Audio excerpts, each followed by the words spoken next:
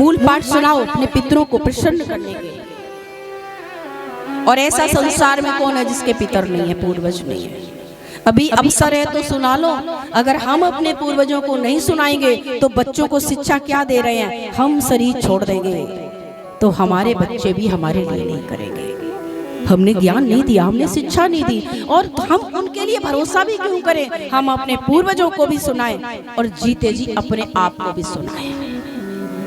इसलिए कहते हैं साहब, कल मैंने एंड में भजन बोला था, भजन करो मस्त जबानी में। मैंने एक नजरिया गलत मत रखना। ये शरीर में प्राण है, शरीर में शक्ति है, आपके हाथ में धन है, शरीर में बल है, तो आप सारे काम कर सकते हो। भागवत को बैठ के सुनने में भी तो आपको टाइम चाहिए, शरीर में दम चाहिए।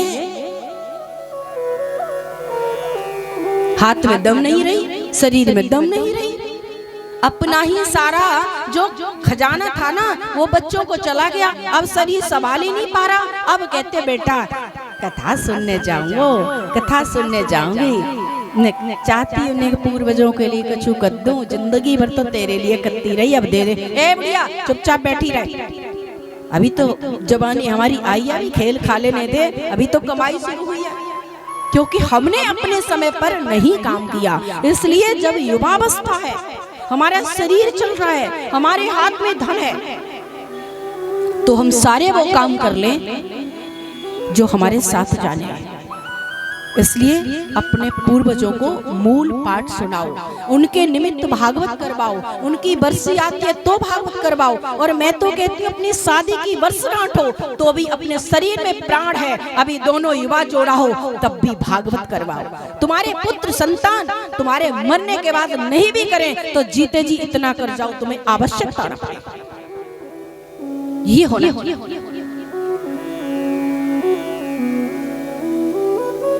पुत्र का काम है। अपने पितरों के निमित्त पोथी बिठाए, मूल पाठ करवाए। श्री सुखदेव जी भाग रहे हैं, पीछे पीछे व्यास जी चल रहे हैं। पुत्र पुत्र पुत्र रुक जाओ, ठहर जाओ, पुत्र क्यों भाग रहे हो?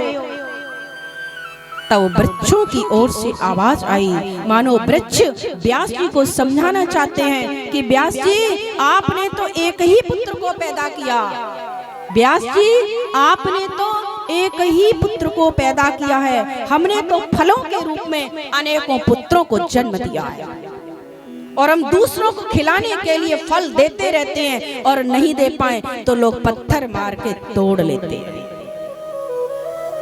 तुम्हारा पुत्र व्यास महाराज, आपका पुत्र आपके लिए नहीं आया है, इसका जन्म, इसका प्रागट्य, इसका अवतार जगत कल्याण के लिए हुआ है, इसलिए उसे जगत में जाने दीजिए, जगत से बाहर जगत कल्याण के लिए जाने दीजिए।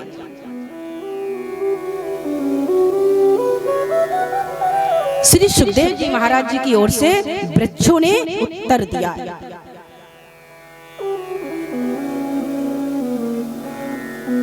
नैमिषारण्य की ओर चल रहे हैं। 88,000 ऋषियों के बीच में श्री सूत जी कथा सुनाने के लिए आए हैं।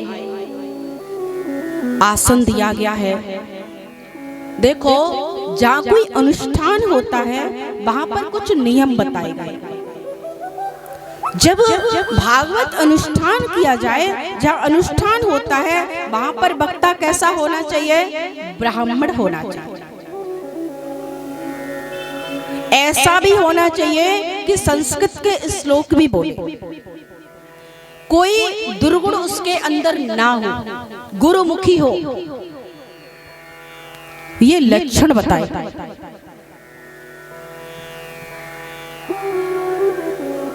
और अनुष्ठान नहीं है, एक दिन 2 दिन के कार्यक्रम हो रहे हैं, 3 दिन के, या अनुष्ठान मत नहीं बिठाई है, एक सहज में काम हो रहा है तो आप किसी से सुन सकते हो।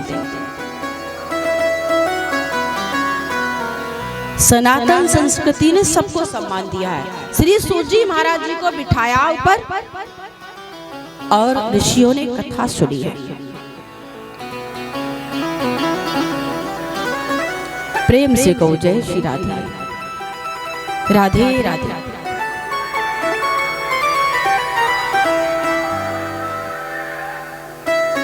ठाकुर जी आपकी किस कला पर रीझ जाए, ये तो ठाकुर जी जाने। हम सोचते रहते हैं भगवान खुश हो जाएं, खुश हो जाएं, बस ये भाव ही आ जाए। अब ये तो वो जाने कि किस कला से रीझते, हम चाह के भी प्रसन्न नहीं कर सकते, और अगर वो जरा सी कृपा कर दे तो तुरंत ही खुश हो जाए। कई बार आपने देखा होगा भगवान को स्नान कराते हो तो उन्हें स्नान के बाद वस्त्र पहनाते हो तो एक जोड़ा नहीं पहनेंगे, दो जोड़ा नहीं पहनेंगे, चार जोड़ा नहीं पहनेंगे, थक जाओगे। हमारे साथ तो कई बार ऐसा हुआ, अब कमर दुख जाएगी, ऐसे बड़े बड़े तो हैं ही, तो कई बार बैठ के नहीं ऐसे झुके झुके पहनाने की कोशिश करती हूँ तो सारी ढैले के निकलवा देंगे। फिर लास्ट में मैं कहूँगी देखो प्रभु हम नहीं आपको पहना सकते, मुझे नहीं पता आपको कौन सा पसंद है, अब आप जानो आपकी लीला, हम तो थक गए, हमारी कमर दुख गई है और हम तो रख दिया बैग, अब खुद बता देना कौन सा पहना, नहीं तो बैठे रहो। हम सच बता रहे हैं। फिर अपने आप अच्छा मैया तो थक गई, अच्छा वो वाली पहना दी। ये आवाज कान में गूंजती है। अरे भगवान तो आपकी किस कला पर रीझ है कुछ नहीं पता, भगवान तो बिकने को तैयार है, पर कोई मोल तो लगाने वाला हो, कोई खरीदने वाला तो हो। वो धन से नहीं, वो बल से नहीं, वो सुंदरता से नहीं। अरे भाई उनके लिए तो बड़ा मजा नहीं क्या, भगवान को प्रसन्न करना है। देखो एक तुलसी दल पर आप कुछ न कर सको, एक तुलसी दल चढ़ा दो, खुश हो जाएंगे। ज्यादा पैसा लगेगा, धन चढ़ाने से नहीं होगा। अरे उन्हीं उनसे बड़ा कोई मायापति है, वो तो मायापति कहलाती है, उनसे बड़ा कोई है खजाने वाला, उन पे क्या खजाना चढ़ाओ हमारा। ये तो अपने मन को संतोष देते हैं हम कि प्रभु इतनी शक्ति दी, आपने जो दिया ये मन है ना उसमें से निकाल करके थोड़ा आपको समर्पित करने के लिए तैयार हुआ। अरे उन्हीं का तो है, उन्हीं का है, कुछ नहीं बने साहब। तो एक तुलसी दल लो और ठाकुर जी पर अर्पित कर दो, भगवान प्रसन्न हो जाएंगे। किसी ने कहा गुरु माँ आप तो कहती हूँ ठाकुर जी पर तुलसी दल चढ़ा दो खुश हो जाएंगे। सर्दियों में तो तुलसी मैया अपने घर चली जाती है, उन पे तो तुलसी दल ही नहीं रहते, फिर हम क्या करें। तो चुल्लू भर जल चढ़ा दो, लोटा भी नहीं, देखो मैंने कहा चुल्लू भर कह रही है, ऐसे पहले अपने चुल्लू कहा जाता था, इसी से जल पीते थे पहले। ये कागज वागज अब चल गई डिस्पोजल गिलास, पहले चुल्लू से जल पिया जाता था। जो आपके स्पर्श करने में आपको आत्म शांति मिलती है, आत्म खुशी मिलती है, और किसी में नहीं, नकली चीजों में नहीं है। आपको जो भोजन हाथ से करने में मिलेगा आनंद, वो किसी और के हाथ से नहीं। चम्मच से खाओगे तो वो आनंद नहीं आएगा, जब आप हाथ से मिलाओ खाओगे तो आनंद आएगा, क्योंकि आपकी उंगलियों का स्पर्श हो रहा है। आपको पहले पता है गर्म ज्यादा है कि ठंडा ज्यादा है, पता है। इसे चुल्लू भर के जल चढ़ा दो, लोटा ले लो भैया, एक जल लोटा से ठाकुर जी प्रसन्न हो जाते हैं। घर में दूध है तो दूध मिला के चढ़ा दो, फिर जल चढ़ा दो। वो तो लुटने के लिए बिकने के लिए तैयार है, पर कोई खरीदार तो मिले। वो कथा एक बेर बेचने वाले की आती है। आज कथा बहुत है, कल भी कथा नहीं होती, इसलिए हम उधर नहीं जाना चाहते।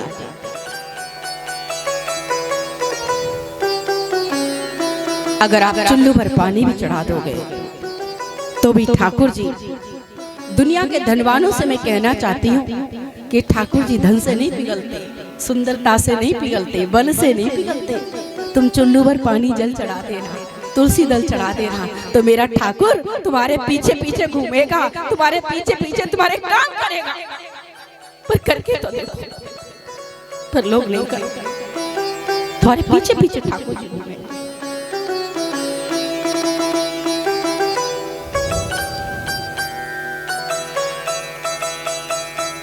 आप जैसे हो दिखावटी नहीं, छल कपट से तो उतना भी भगवान के पास आई थी,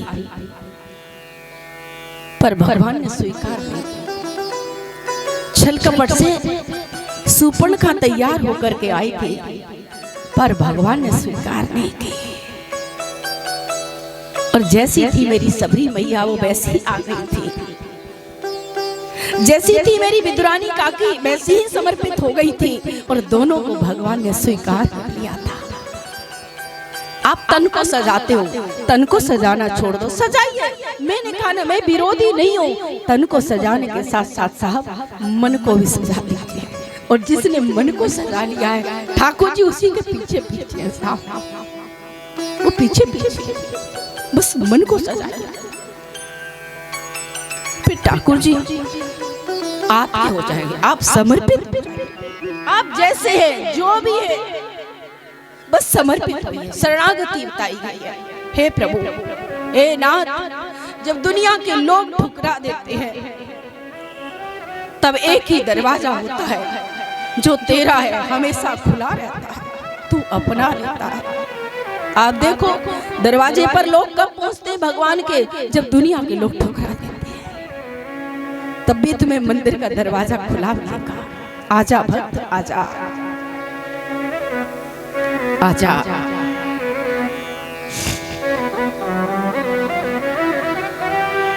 भगवान का दरवाजा हमेशा, जितनी मूर्तियां हैं आप देखो अधिकांश तक खड़ी मिलेगी। क्यों? किसी ने कहा खड़ी क्यों, ये बैठ नहीं सकती, ये लेट नहीं सकती। आप देखो जितनी स्थापना अधिकांशतः है खड़ी मूर्तियां मिलेंगी। मानो भगवान हर क्षण हर पल हमारे लिए तैयार है। न जाने हमारे भक्त पर कब मुश्किल आ जाए, कब विपदा आ जाए। मैं लेटा हूँगा, मैं बैठा हूँगा तो मुझे देर हो सकती है, इसलिए मैं भक्त की मदद के लिए मैं तत्क्षण तैयार खड़ा हूँ। जब भी विपद आएगी मैं तुरंत दौड़ के जाऊंगा और भक्त को गोदी में उठा लूंगा। इसलिए भगवान खड़े रहते हैं।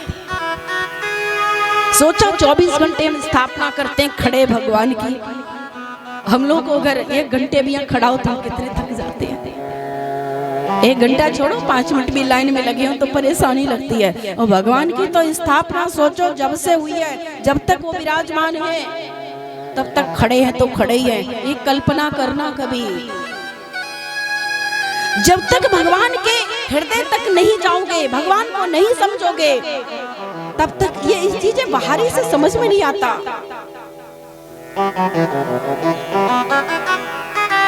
आपको अपना बनाने के लिए आपके हृदय में जाना पड़ता है। इसी प्रकार से भगवान को समझने के लिए भगवान के हृदय में जाना पड़ेगा। और भगवान के हृदय में जाने के लिए भगवान जो हृदय में बैठे हैं उन्हें प्रकट करना पड़ेगा। वो हृदय से जो बात आ रही है उसे सुनना पड़ेगा, उस पर चलना पड़ेगा। सब कुछ तो यही है साहब, सब कुछ।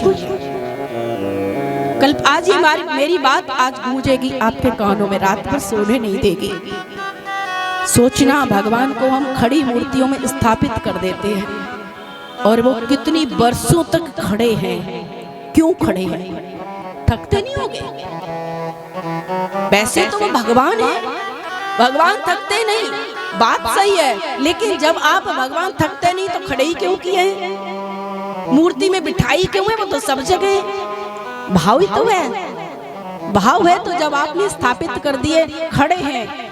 ये विचार करना कितने थकते होंगे। हम जाके कभी चढ़ दबाते हैं, कभी मन से धन्यवाद भी करते हैं, प्रभु आप इतना उपकार कर रहे हो मेरे लिए, मेरी मदद के लिए आप 24 घंटे तैयार खड़े हो।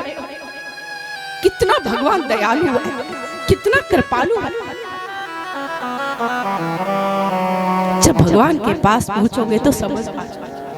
और भगवान के पास जाने के लिए दूर नहीं, इस मन में ही झांको। सब कुछ यहाँ से वो दर्शन देते हैं, वो बात करते हैं, वो मिलते हैं, वो हर चीज का रास्ता